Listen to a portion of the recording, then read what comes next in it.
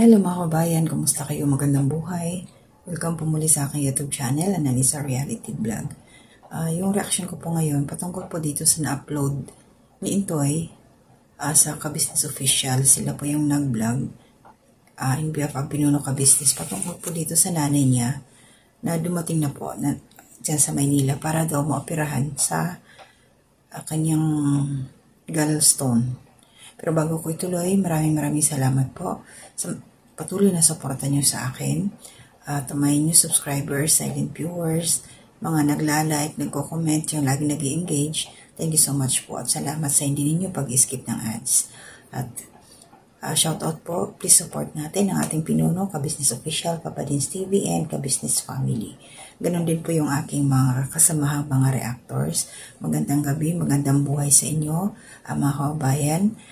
Ilalagay ko na lang po kung sino-sino sila at ang mga kagwangs na rin po. So ito, patungkol po dito sa gallstone ng nanay ni Intoy. Habang pinanonood ko yung video, syempre may edad na yung nanay niya, nasa 60 plus na. Nandun yung parang hesitation ba kung operahan pa ba o hindi na. Hindi, kasi nga may edad na baka hindi kayanin. Pero ayun nga, sabi kininto, ayon sa doktor, wag na daw antayin na manilaw yung mata o yung body ng nanay niya para operahan.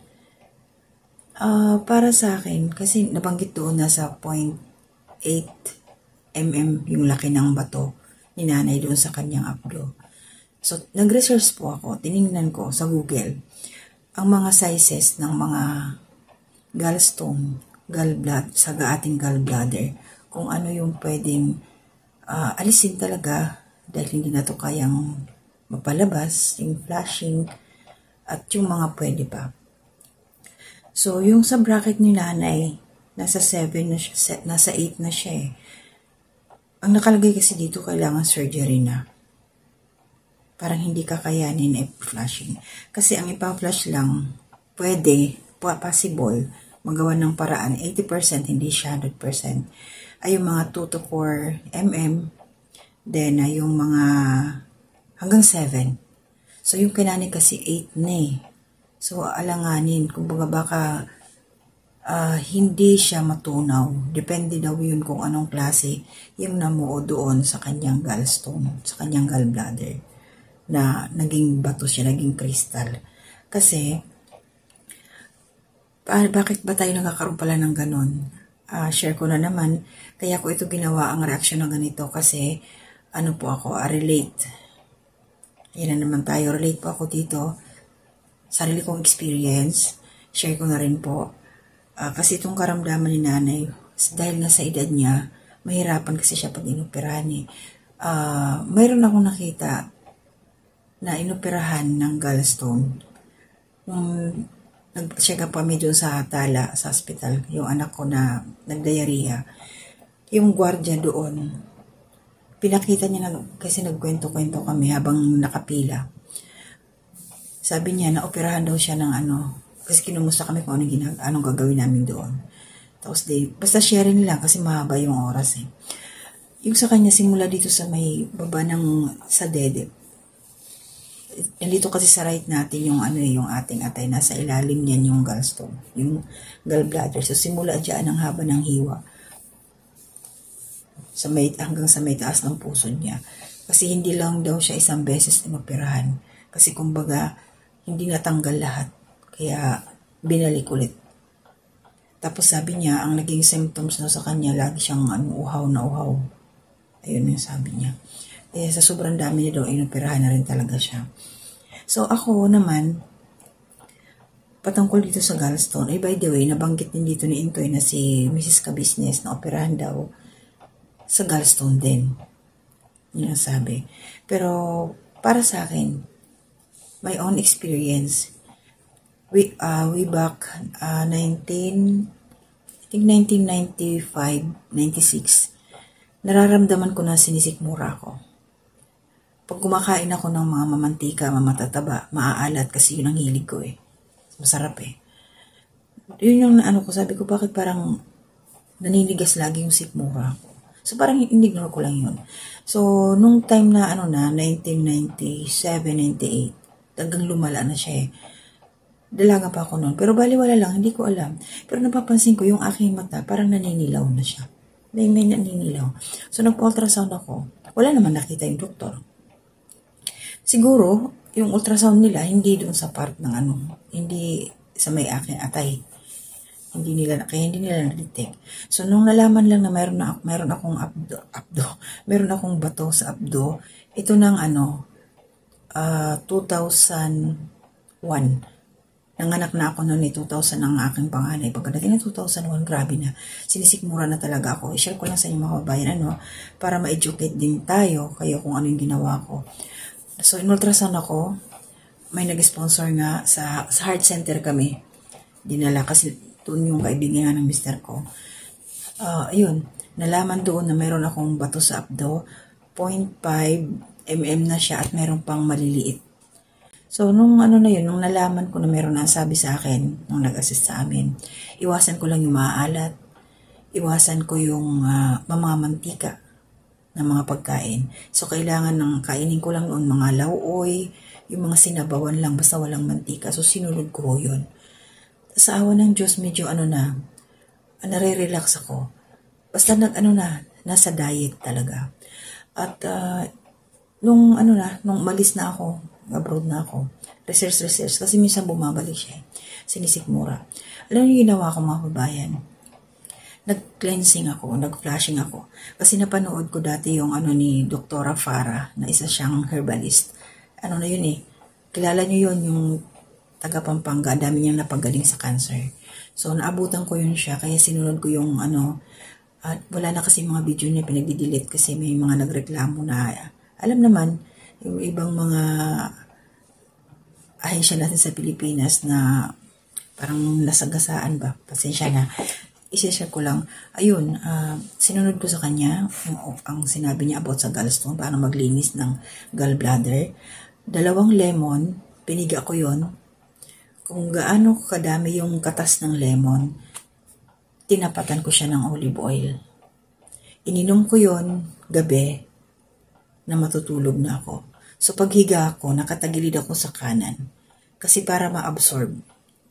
Ang purpose kasi noon, parang ilulubricate niya yung mga nandoon na mga namuong, mga tawag dito, yun yung mga mantika, mga alat na nakain mo na. Kasi yung natin, yung gallbladder, siya yung nagsasala ng mga juices ba, na dinadigest natin. Kaya yung mga hindi nakakalabas, yun ang nagiging bato. Yun ang pagkakaalam ko.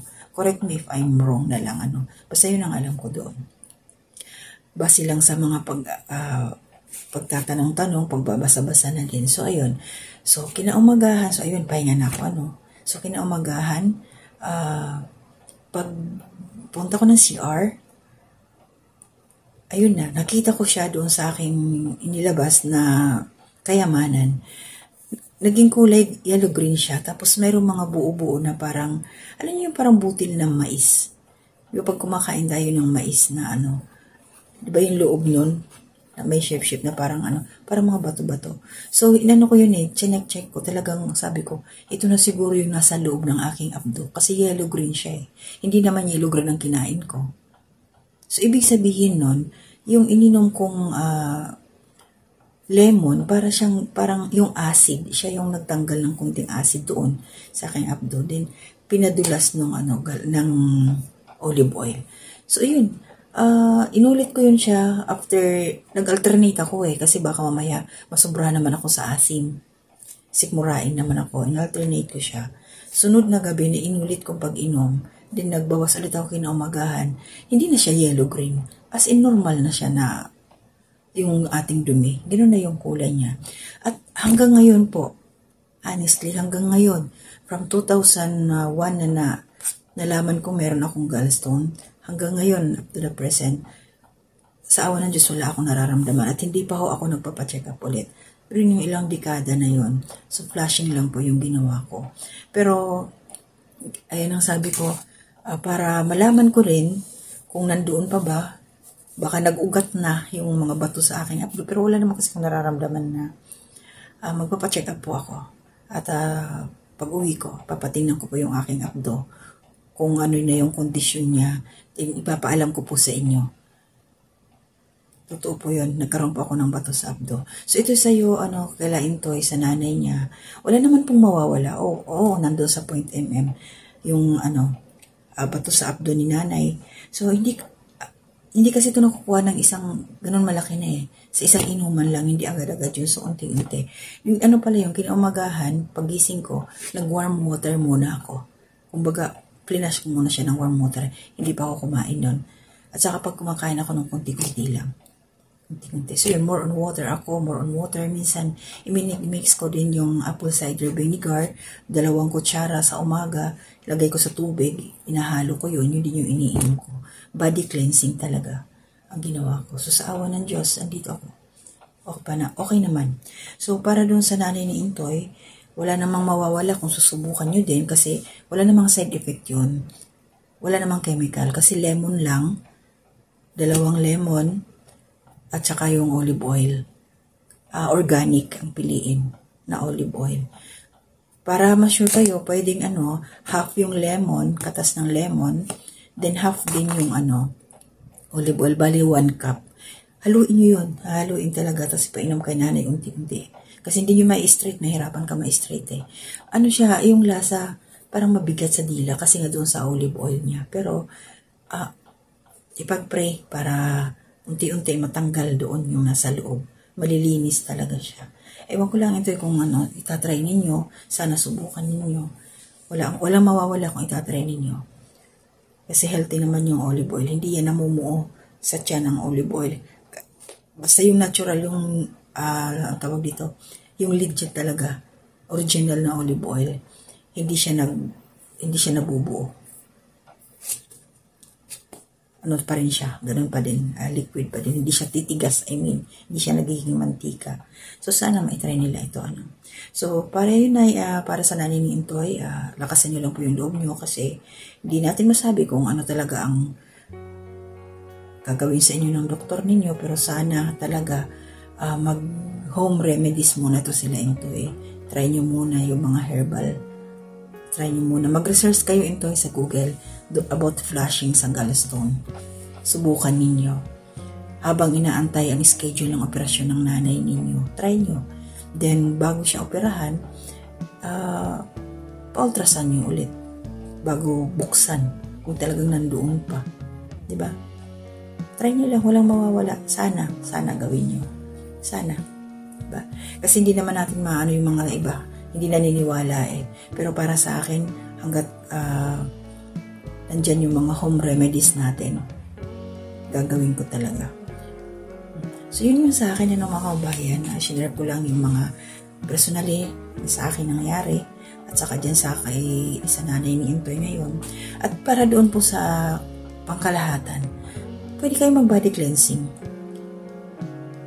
Ma-detect, hindi nyo man alam na meron kayo o wala man o malinis man. Kasi yung mga kinakain natin ngayon, alam naman na natin na lalo na yung mga mahihilig sa mga junk foods dyan, yung mahihilig sa mga street foods, isa yan. Kaya ingat-ingat po tayo. So yun lang po yung aking reaction. Maraming salamat po. Sana ang gawin niya ni Intoy, mapainom si nanay niya, mag-flashing muna. Try nyo lang Intoy, walang mawawala talaga as in. Kung nanay ko yan, gagawin ko talaga.